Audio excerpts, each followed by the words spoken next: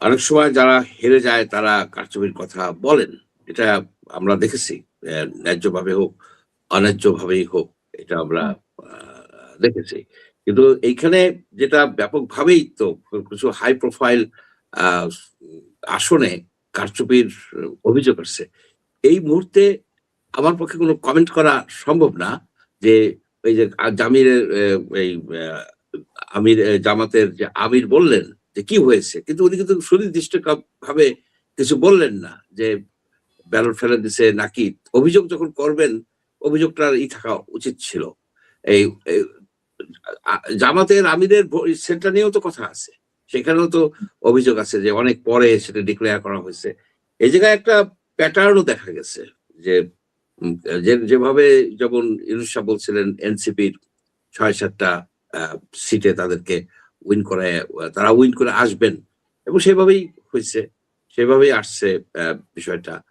তারপরেও আমি একটা জিনিস লক্ষ্য করেছি যে এনসিপি কে নিয়ে আমারও যে অ্যাসেসমেন্টটা ছিল যে তারা অনেক জায়গায় হয়তো জামানত রক্ষা করতে পারবেন না। কিন্তু সেই তুলনায় তাদের পারফরম্যান্স কিন্তু অনেক বেটার হইছে। এটাও কিন্তু বিবেচনায় নিতে হবে। অর্থাৎ এই যে ইয়াং জেনারেশন কিন্তু ট্র্যাডিশনাল ইসে থেকে সরে গেছে এটা বোঝা যায়। আর আর যদি বলেন যে জামাতের বিষয় নিয়ে বিশাল একটা হাইপ উঠছিল। যেখানে যেতাম সেখানেই শুনতাম জামাত সরকার গঠন করবে। জামাত সরকার গঠন করবে। হুম, জামাত ১৫১ না, জামাত ১৭০ পাবে। এই যে গোয়েন্দা রিপোর্ট ফেসবুকে সয়লাব হয়ে গেছে। শুধু ফেসবুক না। এমনকি হুম।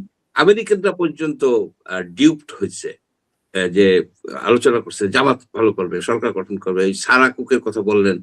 এ এরা এমন একটা সফিস্টিকেটেড, এমন একটা ওয়াইড স্প্রেড, এটা র‍্যাম্প্যান্ট একটা প্রচারণা চালাইছে সোশ্যাল মিডিয়াতে বিভিন্ন মাধ্যমে যে জামাতের একটা পজিশন ছিল একমাত্র ২-১ জন ছাড়া।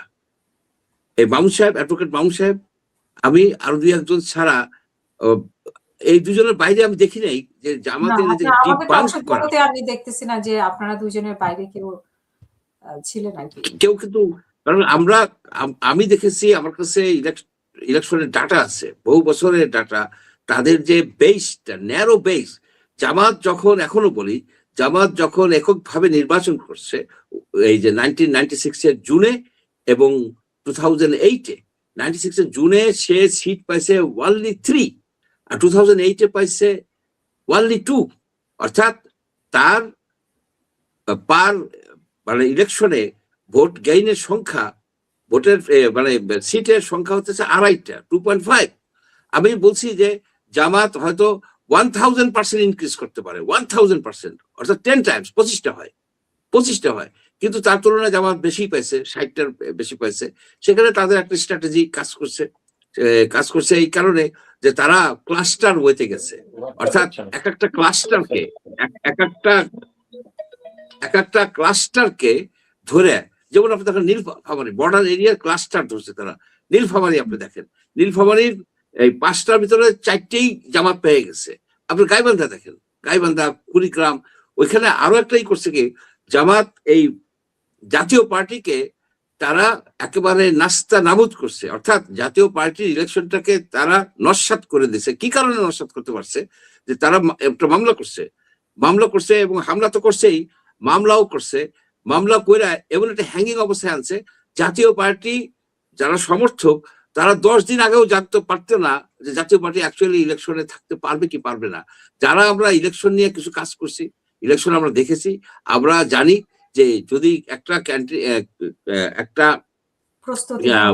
আপনার ক্যান্ডিডেট সম্বন্ধে এই ধরনের প্রশ্ন থাকে সেই ইলেকশনে থাকবে কি থাকবে না তখন কিন্তু লোক সরে যায় আমাদের সিটে আমরা তো দেখছি যে লাবলু সিদ্দিকী সাহেবের তার ব্যাপক সাপোর্টার ছিল কিন্তু তার কিছু লোকজন এই স্ট্র্যাটেজিটা প্রতিদিন গুজব ছড়াইতো যে উনি তো নেগোসিয়েট করে ফেলছে উনি তো উল্টো করে ইলেকশনের দিনও করছে যার ফলে হয় কি গ্রামের যারা লোক যারা ভোটার তারা ওই ধরনের আনসার্টেন সিচুয়েশনে যায় না নেক্সট বেস্ট ক্যান্ডিডেটের কাছে এইটা জাতীয় পার্টির কাছে হয়েছে জাতীয় পার্টির জিরো আপনি দেখেন সে ভোটটা কিন্তু জামাত পেয়েছে এবং জামাত আবার বর্ডার এরিয়া দিয়া ব্যাপকভাবে যেমন আপনি চুয়াডাঙ্গায় তাদের ছিল না চুয়াডাঙ্গায় তারপরে আপনি ধরেন চাঁপাইনবাবগঞ্জ টোটালি তারা কন্ট্রোলে চলে গেছে জামাতের এই জায়গায় আরেকটা বিষয় আছে যে পশ্চিম বাংলা থেকে আসা যে মুসলমানরা, তারা বেসিক্যালি বাংলাদেশ বিরোধী ছিল প্রকৃতপক্ষে। বাঙালি জাতীয়তাবাদে তারা বিশ্বাস করে না এবং তারা হাম্বেলি মজহাবের লোক। হাম্বেলি মজহাবদের মধ্যে জামাতের সমর্থন করার পসিবিলিটিটা বেশি। তারা প্রোন টু সাপোর্ট জামাত। এইভাবে তারা কিন্তু একটা সিস্টেমেটিক ওয়েতে ক্যাম্পেইন করে তারা গেইন করছে। তাদের গেইন কত? তাদের প্রায় আপনার 5,000 6,000% বেশি ইনক্রিজ করতে পারছে তাদের ইসের সংখ্যা, আসনের সংখ্যা। এটা কম না, কিন্তু তারা যে কোনোদিনই সরকার গঠন করবে এইটা আমি কখনো বিশ্বাস করি নাই। কারণ ডাটা সাপোর্ট করে না। সবকিছুর একটা লিমিট আছে কোন পর্যন্ত, যে লিমিটেরও বেশি তারা চলে গেছে। সবগুলি সিটের একটু এক্সামিন করলে বোঝা যাবে সেখানে ইঞ্জিনিয়ারিং হয়েছে কি হয় নাই। আমি একভাবে কোনো কমেন্ট করতে চাইবো না, কারণ আমার কাছে সেই তথ্য নাই যে তারা ইঞ্জিনিয়ারিং করছে। কিন্তু আপনার অনেকেই কমপ্লেন করছে, সেই জায়গায় ই করা দরকার, চেক করা দরকার। সেখানে করবে না। সব দলের ক্ষেত্রে কম বেশি হয়েছে, মানে সব দল ইঞ্জিনিয়ারিং হলে তো সব দলের, মানে সব দলের ভিতরে একটা গেছে আর কি। তবে এইখানে একটা হচ্ছে যে একটা আপনার মডারেট লিবারাল পার্টি 2/3 মেজরিটি নিয়ে পেয়ে গেছে, 200-র উপরে তাদের এই বিএনপি। তাদের সামনে চ্যালেঞ্জ হচ্ছে সরকার গঠন করা।